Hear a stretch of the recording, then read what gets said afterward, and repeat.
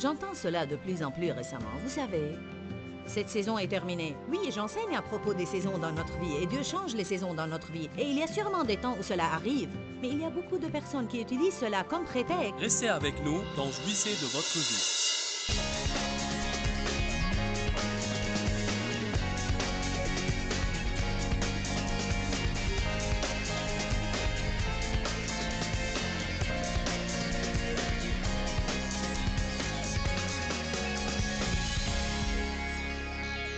Notre message est intitulé « Je suis pressé, mais Dieu ne l'est pas ». Souvent, si Dieu n'agit pas selon mon programme de travail, et s'il ne fait pas ce que je veux et quand je veux, je peux me sentir mécontente et troublée dans mon esprit. J'aimerais bien vous citer encore une fois ce que l'apôtre Paul a dit dans Philippiens 4, 11. J'ai appris à être content. La Bible amplifiée dit « satisfait au point de ne pas être troublé ou perturbé ». Ceci ne veut pas dire qu'il n'a jamais voulu changer. Nous allons tous vouloir changer. Mais l'essentiel, c'est que Dieu veut que nous jouissions de notre vie.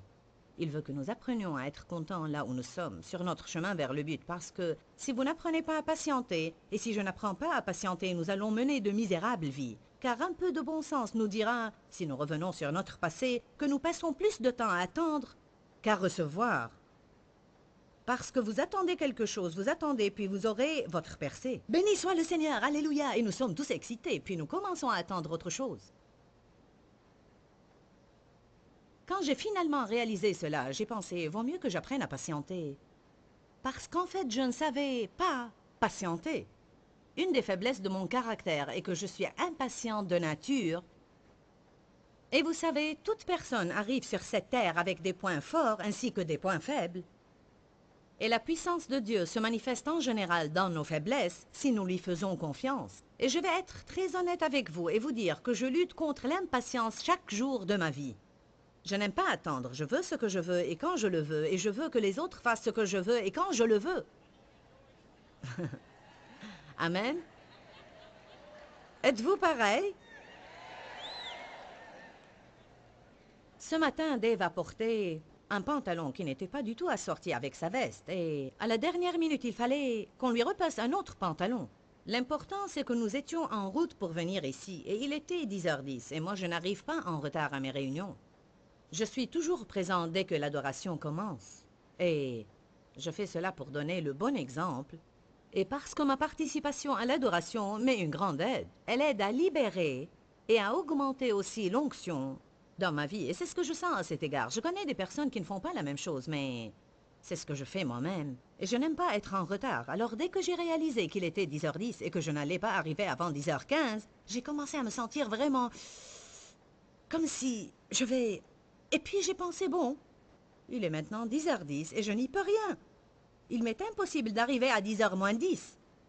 Nous sommes souvent très énervés et contrariés par des différentes choses que nous ne pouvons pas changer, des choses qui ont déjà eu lieu et que nous ne pouvons pas changer du tout. Alors là, nous devons faire confiance à Dieu pour qu'il règle les choses. Paul a dit, j'ai appris le secret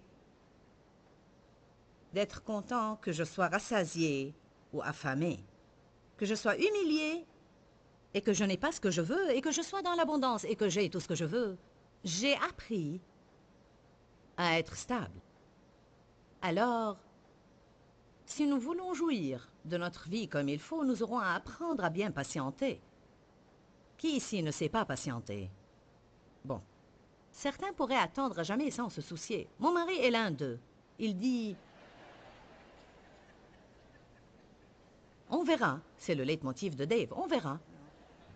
Béni soit le Seigneur, lent et solide, rapide et fragile, alors que moi...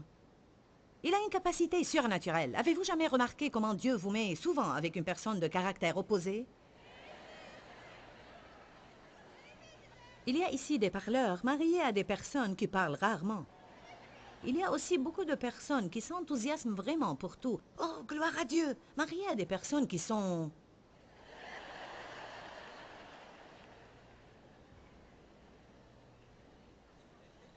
Certains d'entre vous n'aiment pas attendre et ils sont mariés à des personnes qui pourraient tout remettre à jamais. Pourquoi cela?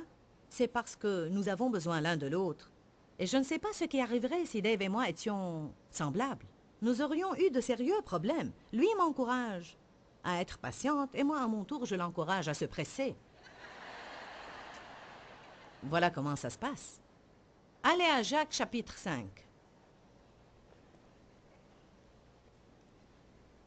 Je vous dis, je veux jouir de ma vie.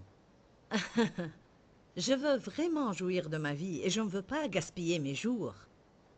Ceci est important pour nous tous, mais quand vous aurez mon âge, ça deviendra beaucoup plus important. Parce que je sais que j'ai déjà vécu plus que ce qui me reste encore à vivre. Pour être honnête avec vous, on ressent les choses d'une façon différente quand on devient âgé, parce que je réalise que jour après jour, mon temps devient de plus en plus limité, alors je ne veux pas perdre mon temps. Et le jour que je passe à être contrarié est en fait un jour perdu. Quelqu'un peut dire Amen? Jacques chapitre 5, verset 7 dit « Soyez donc patients, frères. » La version amplifiée de la Bible dit, entre parenthèses, « en attendant ». Il ne dit pas si vous attendez. Il est normal d'attendre dans la vie. Soyez patients en attendant l'avènement du Seigneur. Pensez au cultivateur qui attend patiemment. Comment nous attendons est important. On est supposé patienter en s'attendant à ce que Dieu fasse quelque chose de grand. Et garder l'esprit d'attente dans l'expectative rend la vie intéressante et passionnante. Nous avons à nous attendre toujours à avoir une percée dans notre vie pour nos bien-aimés et nous avons à verbaliser cela. Dieu, tout est possible. Je m'attends à ce que quelque chose de bien ait lieu aujourd'hui. Je m'attends à une percée aujourd'hui. Ne permettez pas au diable de vous mentir et ne verbalisez pas ce qu'il vous dit. Ça ne va jamais changer, ça ne va jamais changer. Je ne vais jamais avoir de l'argent. Je ne vais jamais avoir un meilleur travail. Je ne vais jamais me marier. Jamais, jamais. Nous devons arrêter de dire jamais et commencer à dire soudain. Je m'attends à une percée de Dieu soudain, au milieu de la nuit. Quand Paul et Silas étaient en prison, soudain, une lumière y jaillit, la prison fut ébranlée et les portes s'ouvrirent. Il est intéressant de faire une étude sur le mot « soudain » dans la Bible, afin de voir combien Dieu a fait de merveilleuses choses soudain. Vous pouvez avoir un problème durant 25 ans et en souffrir, même ce matin, mais il se peut qu'il soit totalement résolu ce soir avant d'aller au lit, si c'est Dieu qui tient le volant. Aux hommes, cela est impossible, mais à Dieu, tout est possible. Alléluia. Tout le monde va attendre. La patience est vraiment... Nous avons parlé de la patience. La patience n'est pas la capacité d'attendre. Ce n'est pas le vrai sens du mot. La patience, c'est comment vous agissez pendant que vous attendez. Attendre est une chose, alors que patienter est une attitude. La patience ne se développe que durant les tribulations. Selon le dictionnaire grec, vous ne pouvez développer votre patience que lorsque vous n'obtenez pas ce que vous voulez quand vous le voulez, ou lorsque vous n'arrivez pas à vous débarrasser de certaines choses que vous ne voulez pas dans votre vie, et quand vous endurez avec une bonne attitude. Quand j'endure avec une bonne attitude, je développe ma patience. On reçoit les dons, mais le fruit grandit et se développe. Le Seigneur dépose la graine du fruit de l'Esprit en nous quand le Saint-Esprit vient habiter en nous. Puis chacun de ces 9 fruits dont la Bible parle dans Galates a à se développer dans notre vie. Le développement veut dire que nous aurons à nous en servir. Comment vous développez vos muscles? Vous vous en servez. Comment vous développez le fruit de l'Esprit? Vous vous en servez. Il faut qu'il y ait une raison pour que vous vous en serviez et puis il se développe. Alors quand nous passons par des moments difficiles, nous devons dire « je grandis ». Ça fait mal, mais je grandis. Pensez un peu au laboureur. Il attend les précieuses récoltes de sa terre. Pensez comment il garde sa patience vigilante à leur égard, jusqu'à ce qu'il ait reçu les pluies de la première et l'arrière-saison. C'est quoi la patience vigilante? Ce sont les choses qu'il fait en attendant. Il arrose, il arrache les mauvaises herbes, il continue à faire les choses qu'il sait qu'il est supposé faire, et il attend. Il se lève puis rentre dormir, il se lève puis rentre dormir, et il fait fructifier jusqu'à la moisson.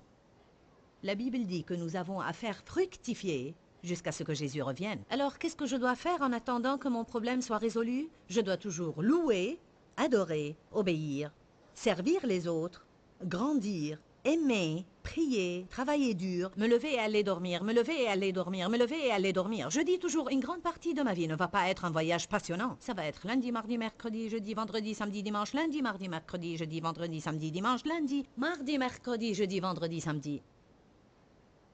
Je veux vous dire que toute nouvelle chose dans la vie est excitante au début, mais elle perdra de son excitation après que vous l'ayez faite plusieurs fois. Et les gens les plus misérables, à mon avis, sont ceux qui passent toute leur vie à trouver quelque chose de passionnant pour y participer et ils vivent selon leurs émotions. Et quand une certaine relation ne leur est plus passionnante, ils cherchent une autre qui est plus passionnante. Quand une église ne leur est plus passionnante, ils pensent que cette saison est terminée et qu'il est temps de changer d'église. J'entends cela de plus en plus récemment. Vous savez, cette saison est terminée. Oui, j'enseigne à propos des saisons dans notre vie, et Dieu change les saisons dans notre vie. Et il y a sûrement des temps où cela arrive, mais il y a beaucoup de personnes qui utilisent cela comme prétexte pour rompre leurs engagements à des choses qui ne leur sont plus passionnantes. Car bien que Dieu fasse des changements dans nos niveaux d'engagement, il faut que vous soyez engagé à faire quelque chose pour une certaine période de temps pour que vous puissiez dire que vous étiez engagé. Il ne faut pas que nous passions d'une chose à une autre à chaque fois que nous perdons l'enthousiasme. Vous n'avez pas besoin d'une grande onction du Saint-Esprit pour que vous commenciez quelque chose. Toute personne peut commencer quelque chose. Mais ce sont ceux qui terminent ce qu'ils ont commencé que j'admire. Alors apprenez à espérer en Dieu. Avec une bonne attitude, attendre n'est pas un choix que nous faisons. C'est Dieu qui détermine le moment de l'accomplissement des choses dans notre vie. Alors on va attendre. Dites tous, je vais attendre. C'est un fait. Je vais attendre. Comment nous attendons est important. Alors il dit, attendez avec espérance. Continuez à faire ce que vous devez faire pendant que vous attendez. Gardez votre patience, vigilante sur les graines de foi que vous avez semées. Continuez à adorer, continuez à prier, continuez à croire, continuez à servir les autres. Aider les autres constitue une grande partie de votre percée. Je ne crois pas qu'il suffit de prier seulement. Et je ne crois pas qu'il suffit de faire confiance à Dieu. Le psaume 37 vous dit quoi faire au moment des tribulations. Et la Bible dit, confie-toi en l'Éternel et pratique le bien. Je dois faire deux choses, me confier en Dieu et continuer à aider les autres. Et si j'avais un problème aujourd'hui, peut-être que j'ai un problème. Peut-être que j'ai un problème personnel, mais ceci ne m'a pas poussé à rester chez moi et ne m'a pas empêché de venir ici. Beaucoup de personnes, quand elles font face à un problème, arrêtent de faire ce qu'elles doivent faire. Vous devez continuer à persévérer. Ne vous lassez pas à faire le bien. Continuez à prier, continuez à croire, continuez à confesser, continuez à faire confiance, continuez à donner et à servir. Gardez votre patience vigilante ou la routine que le Seigneur vous a assignée. Continuez à attendre avec espérance et dans l'expectative, et les récoltes rempliront certainement vos terres. Pourquoi? Car c'est une loi spirituelle, et il n'y a pas moyen que les choses se passent autrement. Alléluia. Bien, je suis dans Pierre, et j'ai perdu Jacques. Restez dans Jacques. Bon. Il garde sa patience vigilante jusqu'à ce qu'il ait reçu les pluies de la première et de l'arrière-saison. Vous aussi, soyez patients. Affermissez vos cœurs. Fortifiez-vous et consolidez-vous, car l'avènement du Seigneur est proche. Nous allons lire les 5 premiers mots du verset 9. Ne vous plaignez pas, frères. Amen. Notre attitude est un choix que nous seuls faisons. Personne d'autre ne peut me choisir mon attitude. Vous savez cela? Dieu détermine le moment de l'accomplissement des choses. Mais nous seuls choisissons notre attitude. Je ne sais pas si c'est votre cas, mais moi j'ai parfois à travailler chaque jour sur mon attitude. Je veux attendre avec une bonne attitude et avec un cœur plein d'espoir jusqu'à ce que ma moisson remplisse le terrain à n'importe quel moment. Psaume 27.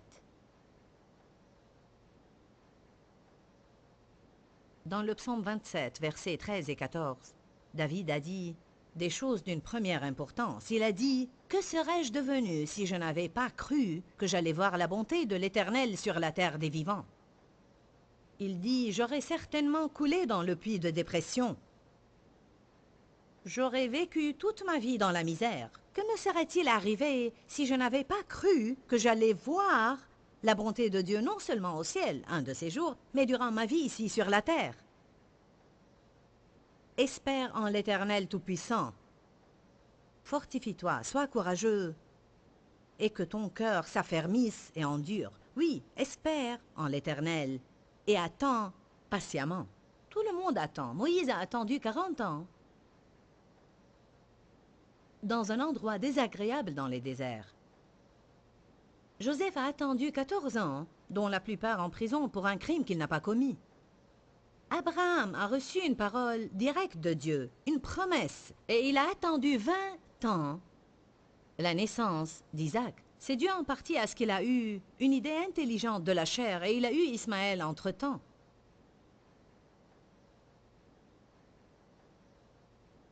Job a attendu.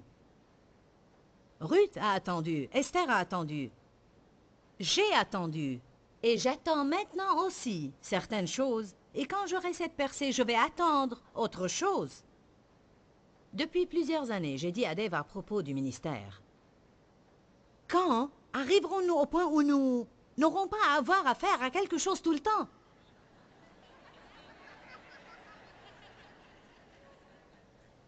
Il a répondu « Jamais ».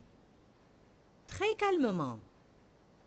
Il ne m'a pas fait un sermon, il a dit « Jamais ».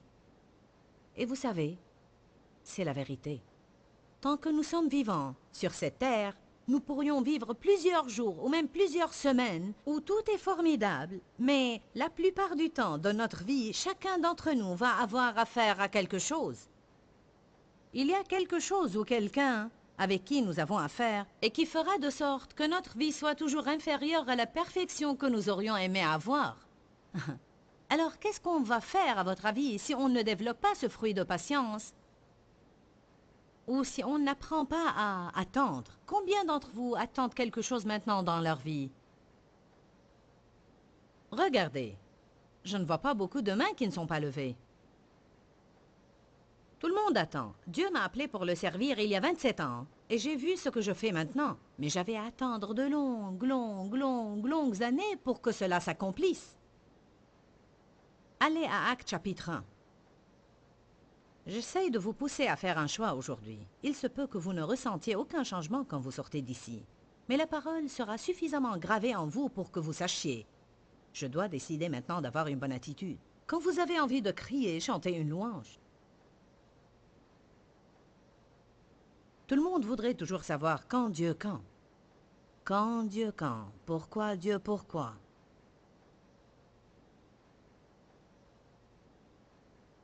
Verset 6. Alors les apôtres réunis lui demandèrent, « Seigneur, est-ce en ce temps que tu rétabliras et restaureras le royaume d'Israël » Il leur répondit, « Ce n'est pas à vous, et il ne vous appartient pas, d'être informés de ce que l'avenir porte, et de connaître les temps ou les périodes ou les années ou les saisons ou les moments critiques dans les prochaines années à venir, que le Père a fixé, déterminé et réservé de son propre choix, de sa propre autorité et par son propre pouvoir. » Il leur répondit en d'autres termes, ou si on le disait dans notre langage actuel, « Ça ne vous regarde pas. » N'est-ce pas ça ce qu'il a dit? Ce n'est pas à vous de connaître. Ce privilège m'appartient. C'est moi qui connais les temps. Dieu veut que nous lui fassions confiance pour savoir qu'il accomplira les choses dans notre vie au bon moment. Laissez-moi maintenant vous citer une déclaration qui m'est très importante. Avoir confiance en Dieu n'existe pas sans avoir des questions restées sans réponse. Si nous connaissions tout ce que Dieu connaît, il ne serait plus notre Dieu. Car celui qui va être Dieu dans ma vie doit connaître plus que moi, n'est-ce pas? Il doit me dépasser en savoir, en connaissance et en sagesse aussi. Dans Luc 19, 13, la Bible dit « Faites fructifier jusqu'à ce que je revienne ». C'est un des exemples dans lesquels les talents ont été donnés aux gens. Puis il dit « Allez et investissez et ayez un grand rendement jusqu'à ce que je revienne et vous me rendrez compte. Prenez tout ce que je vous ai donné, exploitez-le bien. Faites ce pourquoi je vous ai envoyé jusqu'à ce que je revienne. » Je ne dois pas me soucier pour savoir quand Jésus reviendra. Ne comprenez pas de travers ce que je vais vous dire. Je pense que ce serait bien de faire des études d'eschatologie et je crois qu'on doit lire l'Apocalypse. La Bible nous confirme que celui qui le lit sera béni et c'est bien d'écouter des enseignements et des différentes théories à propos du retour de Jésus et ce que nous devons attendre en ce jour. Je ne vous dis pas de rester ignorant, mais je crois que les gens commettent une grande erreur en s'appliquant à savoir quand Jésus reviendra. Car si vous vous laissez prendre par des choses pareilles, vous ne ferez pas ce que vous êtes supposé faire maintenant. Je ne sais pas quand Jésus reviendra. On s'attendait à ce qu'il revienne en 88, mais il n'est pas revenu. Puis on s'attendait à ce qu'il revienne en l'an 2000. On s'attendait à des catastrophes avec les ordinateurs et on s'est préparé pour cet événement, mais Jésus n'est pas revenu. Depuis que j'ai connu le Seigneur, j'entends dire que le monde ne pourra pas subsister après l'an 2000. Ce n'est pas possible. Je cherchais toutes les dates, les fêtes et les chiffres, et les gens me le prouvaient bibliquement. Mais vous savez, c'est quoi la vérité? Personne ne sait quand Jésus viendra. Bientôt. C'est-à-dire quand? Quand il sera prêt. Au temps fixé, c'est-à-dire quand? Personne ne sait. Au temps convenable. Vous aimez la phraséologie que le Seigneur utilise? Je vous le dis en vérité, vous allez bientôt avoir votre percée. J'ai découvert que le bientôt de Dieu et mon bientôt ne sont pas pareils. Laissez-moi vous dire quelque chose. Comparé à l'éternité, tout est proche. Dieu dit parfois jusqu'à l'éternité. Et comme j'ai lu récemment, n'hésitez pas à donner toute petite chose à Dieu, car selon lui, toute chose est petite. Comparé à l'éternité, tout est proche. C'est pourquoi ce n'est pas étonnant que le Seigneur dise « Vous allez bientôt avoir votre percée ». Et comme on va le voir tout à l'heure, il utilise une expression qu'il répète plusieurs fois « encore peu de temps ». Jésus a dit « encore un peu de temps et vous ne me verrez plus, puis dans quelque temps vous me verrez de nouveau ». Voilà que 2000 ans ont passé. Je ne considère pas 2000 ans comme peu de temps. Pour moi, un peu de temps est peut-être 3 minutes. Est-ce que vous m'entendez bien aujourd'hui? La chose principale que Dieu veut quand il viendra est trouver la foi sur la terre. On lit dans Luc 18 l'histoire d'une veuve qui venait sans cesse dire au juge « Donne-moi ce que je veux, donne-moi ce que je veux, donne-moi ce que je veux ». Beaucoup ont interprété ceci de la façon suivante. Priez sans cesse et demandez à Dieu ce que vous voulez. Puis la fin du verset 8 dit, est-ce qu'il trouvera la foi sur la terre quand il reviendra? La morale dans tout ça, c'est que même si je n'aurais pas encore eu ma percée, nous avons abordé aujourd'hui un sujet que nous avons tous dans notre vie et c'est qu'on est toujours en hâte. Mon message aujourd'hui est intitulé « Je suis pressé, mais Dieu ne l'est pas » et c'est la vérité absolue. Je crois que l'un des plus grands problèmes que nous avons dans notre société est que tout le monde demande une satisfaction immédiate. Nous ne voulons pas attendre. Nous sommes toujours pressés, nous réglons nos alarmes et tout le monde se hâte de faire les choses. Mais Dieu n'est pas pressé. Dieu a toujours un bon plan pour notre vie et il va l'accomplir au moment qu'il choisit. Alors nous pouvons nous reposer et laisser Dieu être Dieu dans notre vie. On parlait du contentement et de la satisfaction. C'est exactement ce que je demande pour moi-même et ce que je demande pour vous aussi. Je suis une personne pratique. Et quand je me rends compte que j'ai besoin que quelque chose opère dans ma vie, je me demande alors pourquoi il n'opère pas dans ma vie. Une des choses que j'ai découvertes dans ma vie est que je n'étais pas satisfaite parce que j'étais toujours pressée et je voulais que mes désirs soient exaucés avant que Dieu ne soit prêt à me les donner. Nous devons avoir confiance en Dieu et nous devons croire que son temps est absolument parfait pour notre vie. Si Dieu me donne les choses quand je les veux, même si je ne suis pas prête à les avoir, je serai alors misérable. Je vais vous encourager aujourd'hui à prendre une décision. Je vais avoir confiance en Dieu. Je vais croire qu'il choisit bien les moments dans ma vie. Et je ne vais pas perdre cette journée à être misérable. Je vais jouir de cette journée que le Seigneur m'a donnée. Pourquoi, Seigneur, pourquoi? Dans ce livret, Joyce Meyer nous enseigne à travers la parole comment être délivré de la confusion. Pour obtenir ce livret gratuitement, écrivez-nous à Joyce Meyer, boîte postale 40095-6300 Larnaca, Chypre. Ou bien visitez notre site web www.joycemeyer.org/fr.